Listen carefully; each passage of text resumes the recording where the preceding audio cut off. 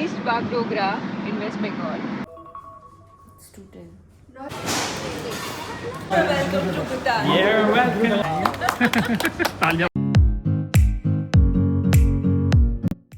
While most people were fast asleep, हम लोग क्या कर रहे हैं? रात के 2 बजे चाय बना रहे हैं। Student. Not staged.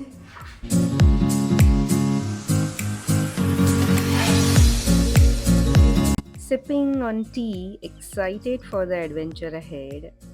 It's a long awaited vacation for us. We left in a cab for the airport, Mumbai International Airport Terminal 1. जब वेकेशन पे जाते हैं तब कितनी खुशी होती है। मतलब हम पूरे 10 महीने बाद कहीं जा रहे थे बिकॉज़ मेरी डॉटर जो है वो बोर्ड के एग्ज़ाम्स उसने अभी क्लियर किए और दूसरे ही दिन हम निकल चुके थे। उसके बाद ये bag check in, security check in, जहाँ पे मुझे मेरे बूट्स को भी रिमूव करना पड़ा था। वो सब करने के बाद हम लोग गए बोर्डिंग गेट पर and we boarded our first flight of the day, yes. And looking at the gorgeous sunrise, we left for the first stopover. ये फ़्लाइट थी सुबह 5:30 बजे की। उसके लिए हम घर से निकले थे 3 बजे, इसलिए मैं पूरी रात सो नहीं पाई थी, तो मैं फ़्लाइट में सो गई थी और ये वैष्णवी ने मेरी इस तरीके से वीडियो ले ली थी। अब हम पहुंच गए हैं हमारी स्टॉप ओवर जो कि है हैदराबाद इंटरनेशनल एयरपोर्ट। यहाँ से हमारी दूसरी फ़्लाइट है जो कि है 1.5 घंटे के बाद। उसके बाद भी हम फाइनल डेस्टिनेशन नहीं पहुँच रहे हैं, वो आपको आगे वीडियो में पता चलेगा।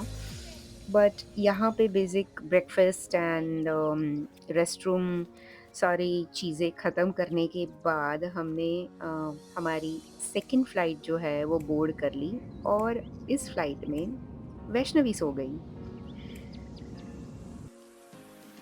और अब हम पहुंच गए हैं वेस्ट बंगाल जो कि है बागडोगरा एयरपोर्ट। वेस्ट बंगाल में हमने लैंड किया है हमारी सेकंड फ़्लाइट से। ये जो डेस्टिनेशन है इसके बाद हम यहाँ से कार से हमारी फाइनल डेस्टिनेशन पर पहुँचेंगे।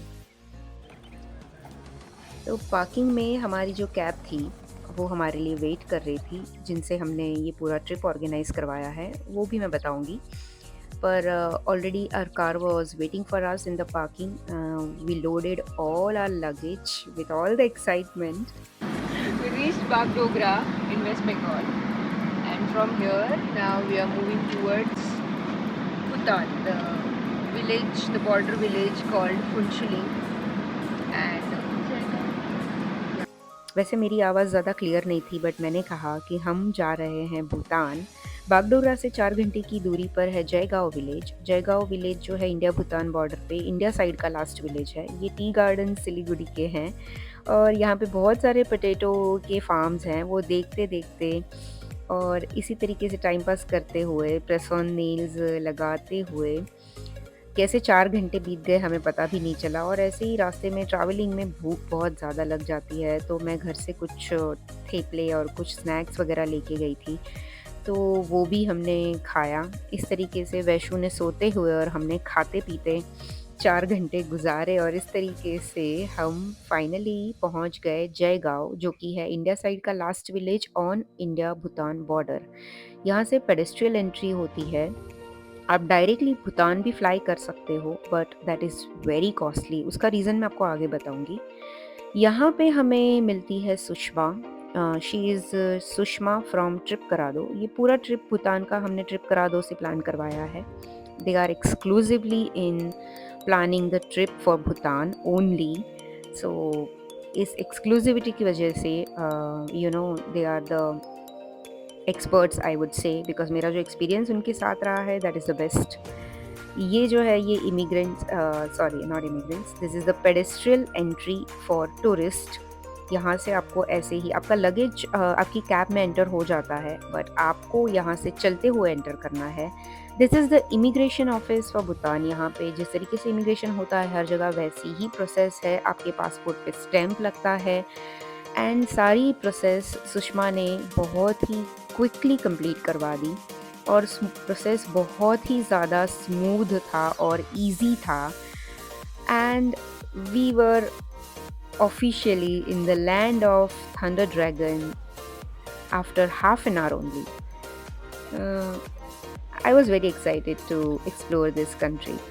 And he is Ongchuk, our guide.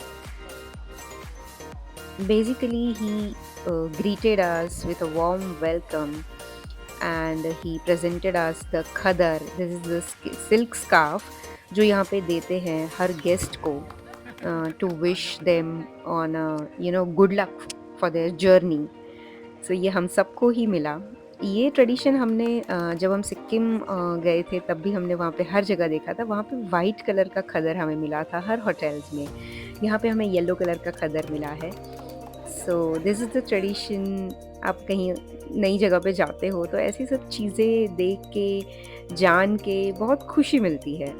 सो ये जो विलेज है ये भूटान साइड का विलेज है. ये विलेज का नाम है फुनशुलिंग.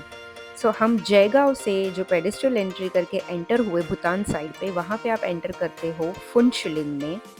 फुनशुलिंग में इमिग्रेशन प्रोसेस होता है और वहीं से आपको आपकी कार जो कि आपके साथ साथ जो जितने भी दिन का आपका ट्रिप है उतने दिन आपके साथ रहेगी, साथ में ड्राइवर और गाइड, ये भी थ्रू आउट द ट्रिप आपके साथ रहेंगे. ये भूटान गवर्नमेंट का रूल है. सो ये है ओंगचुक हमारे गाइड और आगे बैठे हैं संदीप जी जो कि हमारे ड्राइवर हैं. These both are very good. I mean बहुत मज़ा आया उन दोनों के साथ.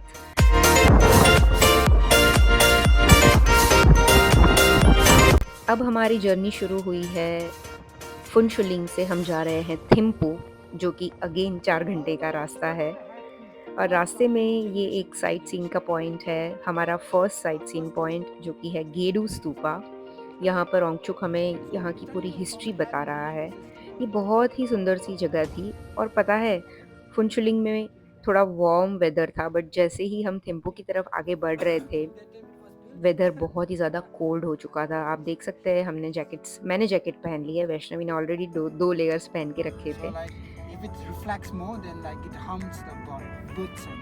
सो टेम्परेचर बिल्कुल 31 डिग्री से 13 डिग्रीज हो चुका था. और ये अंधेरा होते होते बिल्कुल रात के 8 साढ़े 8 बजे हम लोग एंटर कर गए थे थिम्पू जो कि है कैपिटल टाउन ऑफ भूटान. और ये बहुत ही ज़्यादा डेवलप्ड टाउन है. आप देखोगे मेरे आगे के ब्लॉग में हमने थिम्पू पूरा एक्सप्लोर किया है. कहाँ गए, कैसे गए, क्या किया, क्या देखना चाहिए, क्या नहीं देखना चाहिए, हर चीज़ मैं आपको बताऊंगी. तो बने रहिए, हमारे ब्लॉग देखते रहिए. एंड आई होप आपको पसंद आ रहे हो इस तरीके के ब्लॉग, क्योंकि मैं अभी ऐसे ट्रैवल ब्लॉग्स ये मेरा फर्स्ट अटैम्प्ट है.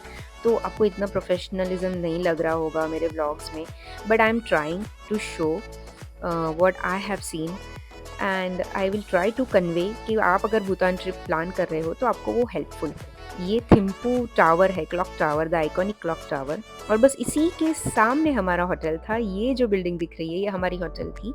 इसका नाम है होटल थिम्पू टावर. सो ऐसे हम रात को एग्जैक्ट 9:05 पे हम थिम्पू में एंटर कर चुके थे. और वहाँ से हमने रूम में चेक इन किया. और रूम में चेक इन करते ही मैंने रूम टूर करने के बाद अच्छा सा डिनर सर्व हुआ. वो लोग डिनर सारा हमारे रूम में ही लेकर आ गए थे और बहुत ही टेस्टी इंडियन खाना था. हम लोग वेजिटेरियन है और हमें वैसा ही खाना मिला था. ये आपको अगर पता चल रहा हो that is the Buddha statue. मैं आपको पूरा कल के ब्लॉग में दूसरे ब्लॉग में दिखाऊंगी जो कि मैं नेक्स्ट वीक पोस्ट करने वाली हूँ.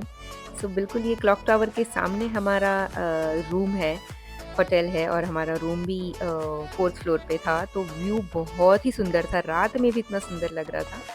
सो see you in the next vlog.